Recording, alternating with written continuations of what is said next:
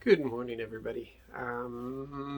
Yeah, we're dealing with Revelation 12 to, I think it was 12 to 18, wasn't it? 12 to 18. Revelation 12 to 18. Just double check the title, make sure. I think it's 12 to 18. I don't know where you stand with eschatology, but your understanding of the end times will really impact how you live your life now. There's been a lot of mistakes that have been made in the past because it really has to do with understanding prophecy, understanding the images, the prophetic message that has been given to us about the end times, and a lot of things can be misunderstood and misinterpreted. And this is why I don't really bring that forward too often. You got to seek it out for yourself. You gotta check with the spirit on these things. And there are people who are going to tell you, yeah, it's definitely this way. It's definitely this way. Um, my the revelation that I've come um, to accept, what I believe the spirit has been telling me. It's taken me a while to get there. I've had to dig through a lot of things that have been taught to me. I've had to do a lot of searching of scripture myself. And I don't know if you noticed or not, but as you read through these chapters, did you notice how many times the believers are referred to? They're told to come out of Babylon. You understand, there's a lot of stuff that's been happening, hasn't there? We've got meteorites, we've got mountains falling, we've got earthquakes, we got volcanoes, we got oceans being poisoned. There's been a lot of stuff that's happened. We've already lost half the population of the earth. The believers are being called out of Babylon before Babylon is destroyed. Believers are being told not to enter into the world system. That is in existence. That don't be part of this. They're told we're told that the plagues only applied to those who had taken the mark of the beast. So that's saying that the believers did not receive the mark of the beast. In fact, the receivers have been marked by the Lord. And so there is definitely a distinction there, but the believers are present. The believers are present. There's martyrdom that's going on. There's plagues that aren't being applied to them. There's all this that is happening, and the message to the body, the message to the church, the message to the believers was endurance and faithfulness.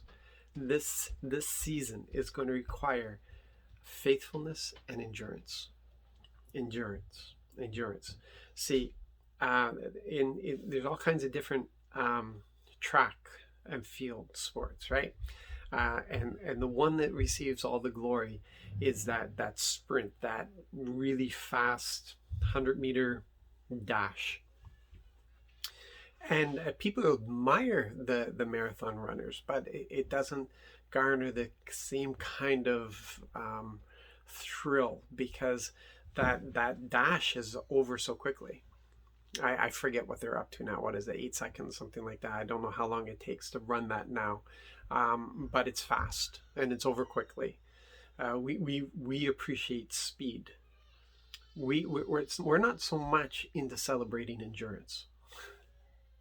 In fact, we encourage people not to endure, not to go to the end of it. We encourage them that there's no sense in suffering; they may as well just end it, right? We don't value, um, we don't recognize the value that there is in going through the suffering. We don't recognize the lessons that are in there, the example that is set for us, and that's why it's so easy for us just to lay down and die. But we're told to endure. We're told to go to the end of the matter. We're told to run the race. It's the marathon, and Paul talks about the marathon, and that's what we're talking about in these end times. This isn't going to end quickly. It's going to take endurance. It's a lot of stuff you're going to have to go through. It's going to require you to stay faithful. It's going to require you to stick to the Lord. It's going to require you to renew yourself daily with Him. And just, you better know those promises. You better know the word. You better know that you live by the every word that comes from His mouth. This isn't... you could be separated from other believers for years, who knows how long. There could be no gatherings at all. Right now we're just spoiled that we have this opportunity to gather even here online. But can you do that? Can you endure? Can you stay faithful to the Lord if you are separated from other believers? That's a lot of questions. But we're told that the believers will be encouraged at that time to endure and to be faithful. Yeah, it's going to be an interesting time. It's something that we have to have squared away in our head, because there's this notion that Jesus is going to come and rescue us from that before it happens. But we're here as witnesses in the good times and the bad times. We're here as His witnesses to the very end of the age. And He needs His witnesses here during those times for those who will turn away, who will turn to Him.